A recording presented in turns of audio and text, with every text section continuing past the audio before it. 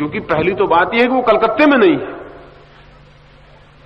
कलकत्ते में होता तो ट्रेन पकड़ के द्वारका आ सकता था। वो कलकत्ते गए ही नहीं है कभी, सिर्फ कलकत्ता पहुंच गया है सपने में, कल्पना में, हिप्नोसिस में।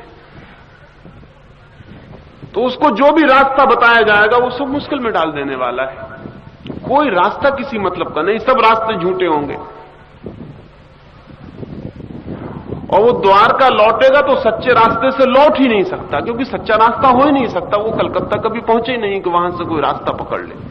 अगर वो किसी ट्रेन में बैठ के द्वारका आएगा तो ट्रेन उतनी ही झूठी होगी जितना झूठा कलकत्ता था। और अगर कलकत्ते के हावड़ा स्टेशन से पकड़ेगा गाड़ी तो हावड़ा स्टेशन उतनी झूठा होगा जितना कलकत्ता था। और टिकट अगर खरीदेगा तो उतनी झूठी होगी। और रास्ते में अगर टिकट चेकर वगैरह आएंगे तो वो सब झूठे होंगे, स्टेशन वगैरह पड़ेंगे वो सब झूठे होंगे। फिर वो द्वारका आ जाएगा, फिर वो प्रसन्न होकर उठाएगा, तब हैरान होगा कि बड़े आश्चर्य की बात है, मैं तो अपनी खाट पर सोया हुआ हूं, मैं कहीं गया नहीं था, तो मैं लौटा कैसे लौटा? जाना भी झूठ था, लौटना भी झूठ है। परमात्मा के बाहर कोई कभी गया ही नहीं है, जा भी नहीं सकता है, क्योंकि वही है, उसके बाहर जाने का उपाय नहीं है।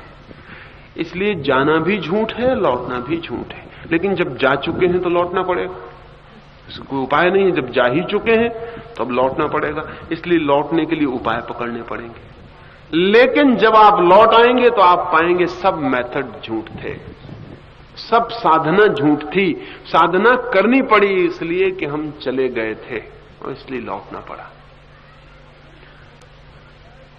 अगर ये समझ में आ जाए तो शायद कुछ भी ना करना पड़े, आप अचानक पाएंगे कि लौट गए हैं। लेकिन ये समझ में आना मुश्किल है, क्योंकि आप पहुंच गए हैं। आप कहते हैं कि वो तो आप ठीक कहते हैं, लेकिन कलकत्ते में हूं मैं, लौटूं कैसे, ये बताइए। अभी एक मित्र ने और पूछा हुआ है कि क्या आपको ईश्वर मिल गया है? अब वो इसी तरह की बात पूछ रहे हैं। मैं उनसे पूछता हूं, क्या आपको ईश्वर खो गया है? अगर मैं कहूं मिल गया है तो मैंने ये मान लिया कि वो खो गया था। वो मिला ही हुआ है। जब हमें लगता है खो गया है तब भी मिला हुआ है, तब भी सिर्फ हम एक सम्मोहन में खो गए हैं और लगता है खो गया है। इसलिए जो आदमी कहे कि हां मुझे ईश्वर मिल गया है, वो आदमी अभी गलती में है। अभी उसको ये ख्याल समझ में नहीं आया कि वो खोया ही नहीं था। इसलिए जो जान लेते हैं वो ऐसा नहीं कहेंगे कि ईश्वर मिल गया है, वो ये कहेंगे उसे खोया ही नहीं था। जिस दिन बुद्ध को ज्ञान हुआ और गांव के लोग इकट्ठे हो गए और उन्होंने पूछा आपको क्या मिल गया है? बुद्ध ने कहा मिला कुछ भी नहीं, जो खोया ही नहीं था वही दिखाई पड़ गया है। जो खोया ही नहीं था, जो प्राप्त ही था वही प्राप्त हो गया है। तो गांव के लोगों ने कहा मतलब कुछ फायदा नहीं हुआ, क्योंकि बेकार मेहनत गई। बुद्ध ने कहा उस अर्थ में कोई फायदा नहीं हुआ, लेकिन अब मेहनत करने की कोई जरूरत न रह गई, इतना फायदा हो गया। उस अर्थ में कोई फायदा न हुआ, लेकिन अब मेहनत करने की जरूरत न रह गई। अब मैं कभी खोजने ना जाऊंगा, अब मैं कभी कुछ पाने ना निकलूंगा, अब मैं किसी यात्रा पर न जाऊंगा, बस इतना फायदा हो गया। क्योंकि अब मैं जानता हूं कि जहां हूं वही हूं सदा से। सिर्फ सपने में हम बाहर चले जाते हैं, कहीं और चले जाते हैं जहां हम नहीं हैं। इसलिए सब धर्म एक अर्थ में झूठ है। इस अर्थ में झूठ है कि वो लौटने की प्रक्रियाएं, और सब साधनाएं झूठ हैं और सब योग झूठ है, क्योंकि वो लौटने की प्रक्रियाएं, लेकिन बड़े उपयोगी। अब जिसको सांप ने काट खाया है, चाहे झूठे ही सांप ने सही, गांव का ओझा बड़ा उपयोगी है, जो मंत्र फूंक के झाड़ू मार के सांप अलग कर देता है। इसकी बड़ी जरूरत है, ये गांव में रहना चाहिए। ये नहीं रहेगा तो लोग मर जाएंगे उस सांप से कट के, जो कि है ही नहीं। मैं जिस जगह रहता हूं, मेरे पड़ोस में एक आदमी रहते थे, वो अब गुजर गए। उनके पास हिंदुस्तान से दूर दूर से लोग सांप झड़वाने आते थे। वो बड़े होशियार आदमी थे। उन्होंने 10-5 सांप पाल रखे थे। उनके घर में सांप सब पले हुए थे। जब कोई आदमी आता तो उसकी झाड़ फूंक करते और वो कहते कैसा सांप था, क्या था, कहां काटा, मरा तो नहीं, वो सब जांच पड़ताल कर लेने के बाद फिर उस सांप को बुलाते। वो कोई सांप कहीं आने वाला था, उनके घर के बंधे हुए जो सांप थे वो निकल आते। वो सब उनकी ट्रिक्स थी कि वो कैसे क्या करेंगे तो कौन से नंबर का सांप चला आएगा। उसका ताला खुलवा देंगे, वो सांप घंटा आधा घंटे में फन फफकारता हुआ दरवाजे से बाहर से अंदर प्रवेश करेगा। जैसे वो प्रवेश करेगा, चमत्कार हो गया। अब जिसको सांप काटता है वो कोई ठीक से देख भी तो नहीं पाता कि किसने काटा, कैसा था, क्या नहीं था। वो तो काटने की झंझट में पड़ जाता है, मर गया झंझट में पड़ जाता है, सांप तो कहीं खो जाता है। और अगर सांप मर जाए यानी मार डाला गया हो तो फिर उसकी आत्मा को बुलाएंगे, फिर उसकी आत्मा उनके सांप में आएगी। और जब वो सांप सामने आ जाएगा तो उसको बहुत डांटेंगे डपटेंगे, वो सांप क्षमा मांगेगा, सिर पटकेगा और उस आदमी का सांप उतरना शुरू हो जाएगा। और वो कहेंगे कि ठीक है वापस इसका जहर पी लो, तो उसके घाव पर वो सांप मुंह लगाएगा और वो आदमी ठीक हो गया, वो आदमी गया। भाग्य से उनके लड़के को सांप ने काट खाया, तब बड़ी मुश्किल हो गई क्योंकि उनकी दवा बिल्कुल काम न की। वो मेरे पास भागी हुआ है, उन्होंने कहा मैं बड़ी मुश्किल में पड़ गया हूं, आप कुछ रास्ता बताइए। मेरे लड़के को सांप ने काट खाया और वो जानता है सब सांप घर में बंधे, ये सब चालबाजी है।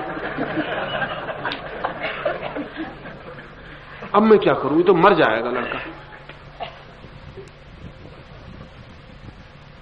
अब कुछ मैं कर ही नहीं सकता। मैंने कहा आप तो इतने बड़े झाड़ने वाले हैं, आपके पास दूर दूर से आते हैं वो लोग, वो सब ठीक। मुझको काट खाए तो मैं मुश्किल में पड़ जाऊं, मुझको ही काट खाए तो मैं मुश्किल में पड़ जाऊं। और मुझको अगर काट खाए तो मुझे बचाना मुश्किल, क्योंकि हर झाड़ने वाला मुझे चालाक मालूम पड़े कि कुछ ना कुछ गड़बड़ कर रहा होगा। और सांप ने काट खाया, बचना बहुत मुश्किल। उनका लड़का नहीं बच सका, अपने लड़के को नहीं बचा सके। झूठ को मिटाने के लिए झूठ के उपाय, लेकिन उनकी सार्थकता है। सार्थकता इसलिए कि हम झूठ में चले गए, इसलिए इस भाषा में पूछे ही मत। सम्मोहन ही है शुरू में, तो प्रारंभिक चरण सम्मोहन के निद्रा के ही है, अंतिम चरण ही ध्यान का है, वही कीमती है। लेकिन उसके लिए ये भूमिका अत्यंत आवश्यक है। जिस झूठ में आप चले गए हैं वहां से लौट आना आवश्यक है। और इस भाषा में भी कभी मत पूछें कि ईश्वर मिल गया कि नहीं मिल गया, ये बात ही गलत है। किसको मिलेगा, कौन मिलेगा? जो है वो है। जिस दिन आप जागेंगे उस दिन पाएंगे न कुछ खोया है, न कहीं गए हैं, न कुछ मिटा है, न कुछ मरा है। जो है वो है। तब उस दिन सब यात्रा, सब जाना बंद हो जाता है। आवागमन से मुक्ति का क्या मतलब होता है? आवागमन से मुक्ति का मतलब ये नहीं होता कि यहां पैदा ना हुए। आवागमन से मुक्ति का मतलब होता तब कोई आना जाना ना रहा, कहीं भी किसी तल पर भी आना जाना ना रहा। वो कमिंग और गोइंग गई, तब हम वहीं रह गए जहां हैं। और जिस दिन हम वहीं रह जाते हैं जहां हैं, उसी दिन आनंद के झरने फूट पड़ते हैं। क्योंकि जहां हम नहीं हैं वहां हम आनंदित कभी नहीं हो सकते हैं। जहां हम हैं वहीं आनंदित हो सकते हैं। जो हम हैं वही होके आनंदित हो सकते हैं। जो हम नहीं हैं वो हम होके कभी भी आनंदित नहीं हो सकते। इसलिए आवागमन का मतलब है कि हम कहीं और भटक रहे हैं जहां हम नहीं हैं। हम कहीं और खो गए हैं जहां हम कभी भी नहीं गए। हम कहीं ऐसी जगह पर घूम रहे हैं जहां हमारा कभी होना ही नहीं है, और जहां हम हैं वहां से हम चूक गए। आवागमन से मुक्ति का मतलब है वहां आ जाना जहां हम हैं। परमात्मा में आने का मतलब है वही हो जाना जो हम हैं। कोई ऐसा नहीं है कि किसी दिन परमात्मा मिल जाएगा कहीं खड़ा हुआ और आप नमस्कार करेंगे और कहेंगे कि धन्यवाद आप मिल गए। ऐसा कहीं कोई परमात्मा नहीं। और ऐसा कहीं मिल जाए तो समझना कि सब हिप्नोसिस चल रही, ये भी क्रिएटेड, ये भगवान भी अपने ही बनाए हुए। इनकी मुलाकात भी उतनी ही झूठी, जितना इनका खोना झूठा था उतनी इनका मिलना झूठा है। कहीं ऐसा कोई भगवान नहीं मिल जाने वाला है। इसलिए जब तक ये भाषा हमारी हमको धोखा देती रहती है, क्योंकि भाषा में हमको लगता है ईश्वर साक्षात्कार, ईश्वर दर्शन, ये शब्द बड़े गलत हैं। इन शब्दों से ऐसा लगता है कि कहीं कोई मिल जाएगा जिसका दर्शन कर लेंगे, साक्षात्कार हो जाएगा, गले मिल लेंगे, भेंट हो जाएगी। ये सब झूठी बात है। अगर ऐसा कभी कोई परमात्मा मिल जाए तो फौरन सावधान हो जाना। ये परमात्मा बिल्कुल आपके ही मन की निर्माण होगा, ये हिप्नोसिस होगी। सब हिप्नोसिस से लौट जाना है वापस, उस जगह खड़े हो जाना है जहां कोई निद्रा नहीं, जहां कोई सम्मोहन नहीं, जहां हम पूरे जागे जो हैं वो खड़े रहते हैं। उस जगह जो अनुभव होगा वो समस्त जीवन की एकता का अनुभव है, समग्र के एक होने का अनुभव है। उस अनुभूति का नाम परमात्मा है। अब हम सुबह के ध्यान के लिए बैठे। कुछ और प्रश्न हैं वो रात में बात कर लूंगा। थोड़े थोड़े फासले पर हो जाएं और बातचीत ना करें, चुपचाप फासले पर हो जाएं। हाँ, जगह बना लें, जिन्हें लेटना हो वो लेट जाएं, वो लेटने लायक जगह बना लें। और बीच में भी किसी का गिरने जैसी हालत हो जाए तो उसे गिर जाना, उसे अपने को रोकना नहीं। और ऊपर ढलान पे चले जाएं लेकिन जगह बना लें, क्योंकि पीछे किसी के ऊपर गिर जाएं या तो तकलीफ मालूम हो आपको भी और दूसरे का ध्यान भी बढ़ जाए तो हट जाएं। आंख बंद कर लें। कोई बच्चे बात नहीं करेंगे और चुपचाप बैठेंगे 10 मिनट। आंख बंद कर लें।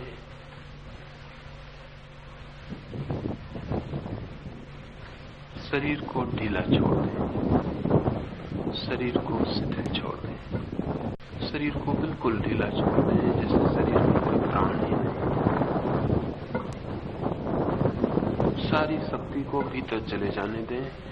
शक्ति शरीर की भीतर जा रही है, भीतर बही जा रही है, भीतर हम सिकुड़े जा रहे हैं और शरीर एक खोल की तरह बाहर टंगा रह जाएगा, चाहे गिर जाए चाहे अटका रह जाए, लेकिन बाहर एक कपड़े की खोल की तरह रह जाएगा। भीतर सरक जाएं और शरीर को शिथिल छोड़ दें।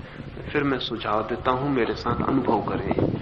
अनुभव करें, शरीर शिथिल हो रहा है, शरीर शिथिल हो रहा है, शरीर शिथिल हो रहा है।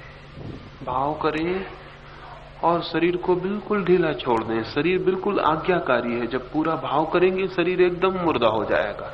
भाव करें, शरीर शिथिल हो रहा है।